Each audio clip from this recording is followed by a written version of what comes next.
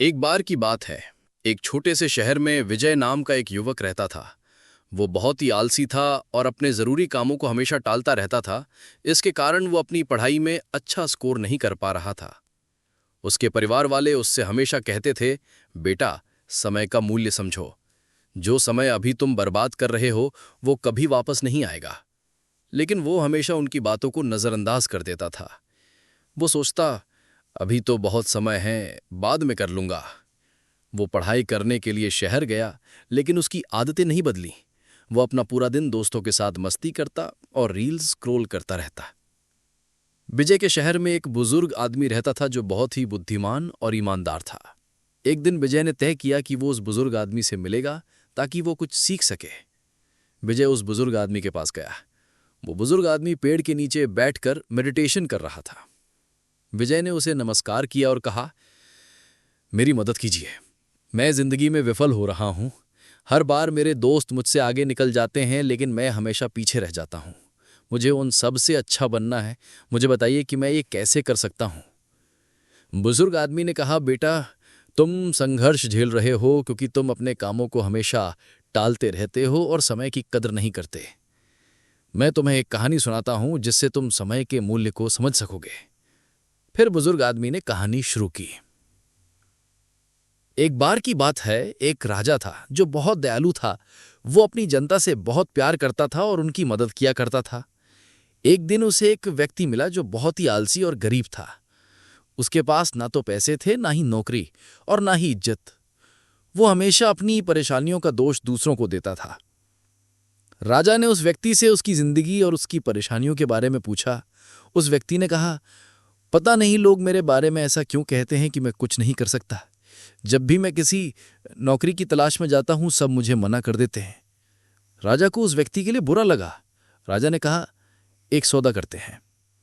सूर्य अस्त होने से पहले तुम मेरे राजदरबार में आना और जितना सोना चांदी तुम ले जा सको उतना ले जाना, वो सब तुम्हारा होगा।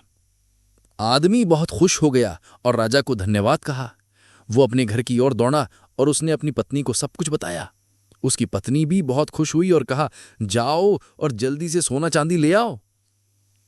उस व्यक्ति ने कहा, मैं अभी नहीं जा सकता, मैं भूखा हूं, पहले मुझे खाना दो। पत्नी ने जल्दी से खाना बनाकर दिया। उस व्यक्ति ने खाना धीरे धीरे खाया। उसने सोचा उसके पास तो बहुत समय है, खाना खाने के बाद खजाना लेने जाऊंगा। खाना खाने के बाद उसे नींद आने लगी। उसने सोचा, मैं अभी थोड़ी देर सो लेता हूं, फिर चला जाऊंगा। लेकिन वो 2 घंटे के लिए सो गया। जब वो सोकर उठा, देखा कि देर हो गई है। उसने जल्दी से कुछ बैग उठाए और राज दरबार की ओर भागा। रास्ते में धूप तेज थी, उसे गर्मी लगने लगी। उसने सोचा, थोड़ी देर पेड़ के नीचे आराम कर लेता हूं, फिर आगे बढ़ूंगा। उस समय पेड़ के नीचे हवा चल रही थी, जिससे उसे फिर नींद आ गई। इस बार वो 4 घंटे के लिए सो गया। जब वो सोकर उठा, देखा कि शाम होने वाली है और सूरज डूबने वाला है। वो जल्दी से बैग उठाकर राजदरबार की ओर भागा, लेकिन जब वो पहुंचा, सूरज डूब चुका था और दरवाजे बंद हो चुके थे। वो व्यक्ति बहुत दुखी हो गया। उसने अमीर बनने का एक अच्छा मौका गंवा दिया क्योंकि उसने समय के मूल्य को नहीं समझा। बुजुर्ग आदमी ने कहानी को खत्म किया और विनय की तरफ देखा। विजय के पास कोई शब्द नहीं थे। उसे अपनी गलती का एहसास हुआ। विजय ने उस बुजुर्ग व्यक्ति को धन्यवाद दिया और घर वापस लौट गया। उसे समझ आया कि समय बहुत कीमती है और उसे बर्बाद नहीं करना चाहिए। उसी दिन से विजय ने अपने लक्ष्यों पर काम करना शुरू कर दिया। उसने अपने काम टालने की आदत को छोड़ दिया और वो बहुत प्रोडक्टिव बन गया। कुछ ही दिनों बाद वो अपने सभी दोस्तों से आगे निकल गया और कॉलेज का सबसे होनहार बच्चा बना। इस कहानी से हमें ये सीख मिलती है कि समय सबसे मूल्यवान संपत्ति है। अगर हम में से बेकार की चीजों में बर्बाद करेंगे तो हमारे पास पछताने के अलावा कुछ नहीं बचेगा।